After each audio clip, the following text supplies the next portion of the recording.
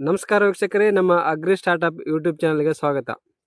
ಕೃಷಿಯಲ್ಲಿ ಲಾಭ ಇಲ್ಲ ಅಂತ ಹೇಳೋರು ತುಂಬ ಜನ ಇದ್ದಾರೆ. ಆದರೆ ನಿಜ ಏನು ಗೊತ್ತಾ? ಕೃಷಿಯಲ್ಲಿ ಲಾಭ ಇದೆ, ಆದ್ರೆ ನಾವು ಅದನ್ನು ನೆಕ್ಸ್ಟ್ ಲೆವೆಲ್ಗೆ ತೆಗೆದುಕೊಂಡು ಹೋಗೋಕೆ ಆಗ್ತಿಲ್ಲ. ನೀವು ಕೂಡ ಕೃಷಿಯನ್ನು ಮಾಡಿ ಲಾಸ್ ಆಗ್ತಾ ಇದ್ದೀರಾ, ಜೀವನ ಚೇಂಜ್ ಆಗ್ತಿಲ್ವಾ? ಹಾಗಾದರೆ ಈ ವಿಡಿಯೋ ನಿಮಗಾಗಿ. ವೀಕ್ಷಕರೇ, ನಾವು ರೈತರು ಏನು ಮಾಡ್ತಾ ಇದ್ದೀವಿ ಅಂತ ಗೊತ್ತಾ? ಒಂದೇ ಬೆಳೆ ಮೇಲೆ ಡಿಪೆಂಡ್ ಆಗಿದ್ದೀವಿ. ಮಾರುಕಟ್ಟೆ ಗೊತ್ತಿಲ್ಲ, ಮಧ್ಯವರ್ತಿಗಳ ಮೇಲೆ ಡಿಪೆಂಡ್ ಆಗಿದ್ದೀವಿ. ಟೆಕ್ನಾಲಜಿನ ಬಳಸ್ಕೊತಾ ಇಲ್ಲ, ಮೌಲ್ಯವರ್ಧನೆ ಮಾಡ್ತಾ ಇಲ್ಲ ನಾವು. ಸೊ ಇವಾಗ ಒಂದು ಉದಾಹರಣೆ ನೋಡೋದಾದರೆ, ನಾವು ಟೊಮೊಟೊನ ಬೆಳಿತಿದ್ದೀವಿ. ಇವತ್ತು ಮಾರುಕಟ್ಟೆಯಲ್ಲಿ ಟೊಮೊಟೊ ಬೆಲೆ ಕಡಿಮೆ ಆಗಿದೆ. ಇವಾಗ ನಾವು ಏನು ಮಾಡಬೇಕಂದ್ರೆ ಅದನ್ನು ಮೌಲ್ಯವರ್ಧನೆ ಮಾಡಬೇಕು. ನೀವು ಬರೀ ಟೊಮೊಟೊ ಮಾರಾಟದಿಂದ ಲಾಸ್ ಆದರೆ ಅದನ್ನು ಮೌಲ್ಯವರ್ಧನೆಯನ್ನು ಮಾಡಿ, ಟೊಮೊಟೊ ಸಾಸ್ ಮಾಡಿ, ಟೊಮೊಟೊ ಪೌಡರ್ ಮಾಡಿ, ಟೊಮೊಟೊ ಪಿಕಲ್ ಮಾಡಿ. ಸೊ ಇದರಿಂದ 2ರಿಂದ 3 ಪಟ್ಟು ಲಾಭ ಹೆಚ್ಚು ಬರ್ಬೋದು ಮತ್ತು ಸೆಲ್ಫ್ ಲೈಫ್ ಕೂಡ ಹೆಚ್ಚಾಗುತ್ತೆ. ಇದನ್ನು ನಾವು 6 ತಿಂಗಳು 1 ವರ್ಷ ತನಕ ಇಟ್ಟು ಮಾರಾಟ ಮಾಡಬಹುದು. ಸೊ ಇಲ್ಲಿ ನಮ್ಮ ರೈತರು ದೊಡ್ಡ ತಪ್ಪು ಏನು ಮಾಡ್ತಾ ಇದ್ದಾರೆ ಗೊತ್ತಾ? ನಾವು ಬರೀ ರೈತ ಅಂತ ಯೋಚನೆ ಮಾಡ್ತಾ ಇದ್ದೀವಿ, ಆದರೆ ಯಾರು ಕೂಡ ರೈತೋದ್ಯಮಿ ಅಂತ ಯೋಚನೆ ಮಾಡ್ತಾ ಇಲ್ಲ. ಇನ್ನೊಂದು ನಾವು ಏನು ತಪ್ಪು ಮಾಡ್ತಾ ಇದ್ದೀವಿ ಅಂದರೆ, ಬರೀ ನಾವು ಬೆಳೆ ಬೆಳೆಸೋದರ ಮೇಲೆ ಫೋಕಸ್ ಮಾಡ್ತಾ ಇದ್ದೀವಿ.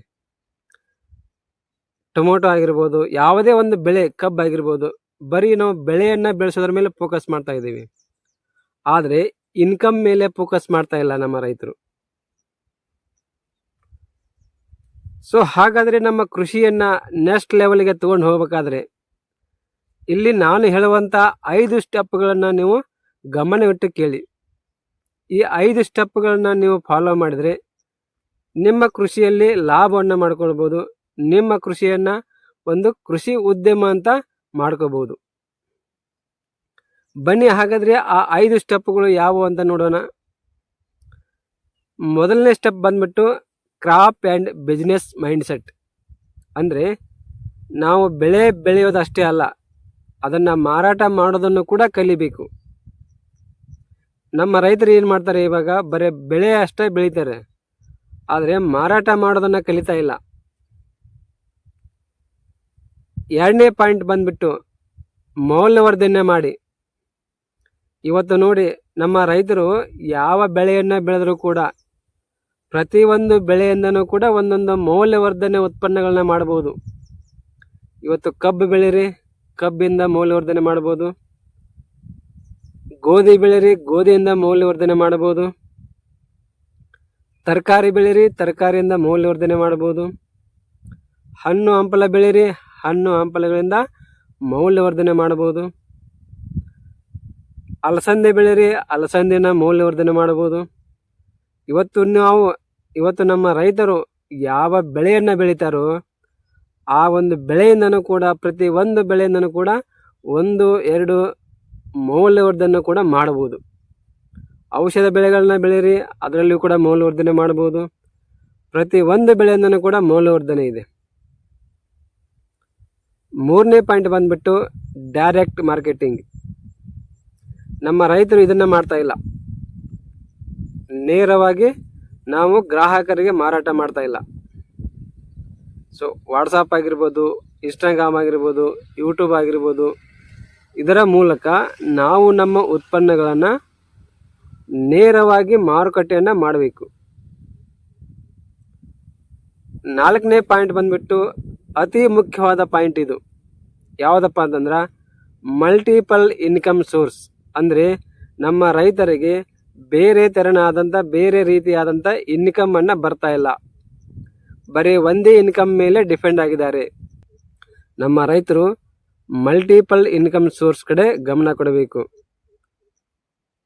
5ನೇ ಪಾಯಿಂಟು, ಕೊನೆಯ ಪಾಯಿಂಟು, ಇದು ಬಹಳನೇ ಇಂಪಾರ್ಟೆಂಟು. ಟೆಕ್ನಾಲಜಿಯನ್ನು ಯೂಸ್ ಮಾಡ್ತಾ ಇಲ್ಲ. ನಮ್ಮ ರೈತರು ಕೃಷಿಯಲ್ಲಿ ಕಷ್ಟಪಟ್ಟು ಕೆಲಸ ಮಾಡ್ತಾರೆ.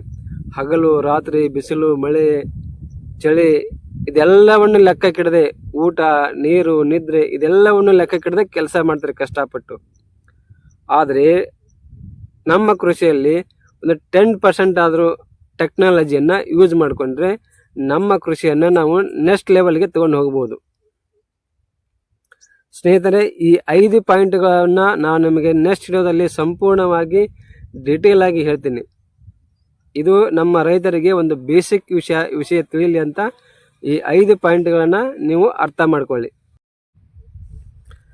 ರೈತ ಬಾಂಧವರೇ, ಕೃಷಿಯಲ್ಲಿ ನಷ್ಟ ಇಲ್ಲ, ಆದ್ರೆ ಹಳೆಯ ಪದ್ಧತಿ ಬಳಸಿದರೆ ಮಾತ್ರ ಲಾಭ ಮಾಡೋಕ್ಕಾಗಲ್ಲ.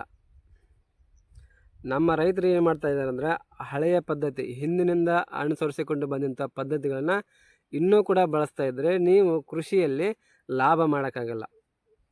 ಕೃಷಿಯಲ್ಲಿ ಲಾಭ ಮಾಡಬೇಕಂದ್ರೆ ಹೊಸ ಪದ್ಧತಿಗಳನ್ನು ಅಳವಡಿಸ್ಕೊಳ್ಬೇಕು.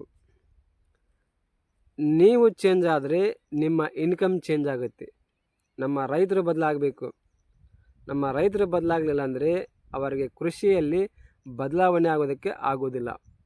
ನಿಮ್ಮ ಕೃಷಿಯನ್ನು ನೀವು ಬದಲಾವಣೆ ಮಾಡಬೇಕಂದ್ರೆ ನಿಮ್ಮ ಮೈಂಡ್ ಸೆಟ್ಟನ್ನು ಚೇಂಜ್ ಮಾಡ್ಕೊಳ್ಳಿ, ಕೃಷಿಯ ಪದ್ಧತಿಗಳನ್ನು ಬದಲಾವಣೆ ಮಾಡಿಕೊಳ್ಳಿ. ರೈತ ಬಾಂಧವರೇ, ನಾನು ಹೇಳೋದಿಷ್ಟೇ, ಕೃಷಿಯಲ್ಲಿ ಲಾಭ ಇದೆ, ಆದರೆ ಪದ್ಧತಿಗಳನ್ನು ಬದಲಾವಣೆ ಮಾಡ್ಕೋಬೇಕು. ಯಾವ ಸಮಯದಲ್ಲಿ ಯಾವ ಬೆಳೆಯನ್ನು ಹಾಕಬೇಕು, ಯಾವಾಗ ಮಾರುಕಟ್ಟೆ ಮಾಡಬೇಕು, ಹೇಗೆ ಮಾರುಕಟ್ಟೆ ಮಾಡಬೇಕು.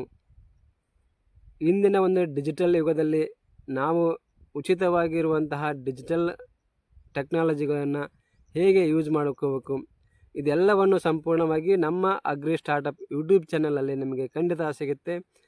ನಿಮಗೇನಾದರೂ ನಿಮ್ಮ ಕೃಷಿಯನ್ನು ನೆಕ್ಸ್ಟ್ ಲೆವೆಲ್ಗೆ ತೊಗೊಂಡು ಹೋಗಬೇಕನ್ನೋ ಆಸೆ ಇದ್ದರೆ ನಮ್ಮ ಚಾನಲನ್ನು ಸಬ್ಸ್ಕ್ರೈಬ್ ಮಾಡಿಕೊಳ್ಳಿ ಮತ್ತು ಇನ್ನೂ ರೈತರಿಗೆ ಶೇರ್ ಮಾಡಿ. ನಿಮ್ಮ ಒಂದು ಪ್ರೋತ್ಸಾಹ ಇದ್ದರೆ ನಾನು ಕೂಡ ನಮ್ಮ ರೈತರಿಗೆ ಒಂದು ಒಳ್ಳೆಯ ಮಾಹಿತಿಯನ್ನು ಕೊಡೋದಕ್ಕೆ ನನಗೆ ಉತ್ಸಾಹ ಇದೆ. ಸ್ನೇಹಿತರೆ, ನಿಮಗೇನು ಈ ವಿಡಿಯೋ ಇಷ್ಟವಾದರೆ ಶೇರ್ ಮಾಡಿ ಮತ್ತು ನಿಮಗೇನಾದರೂ ಪ್ರಶ್ನೆಗಳಿದ್ದರೆ ಕಮೆಂಟ್ ಮಾಡಿ. ಸ್ನೇಹಿತರೆ, ಮುಂದಿನ ವಿಡಿಯೋದಲ್ಲಿ ಮತ್ತೆ ಬರ್ತೀನಿ ಮತ್ತೊಂದು ವಿಷಯ ಜೊತೆಗೆ. ಎಲ್ಲರಿಗೂ ನಮಸ್ಕಾರಗಳು.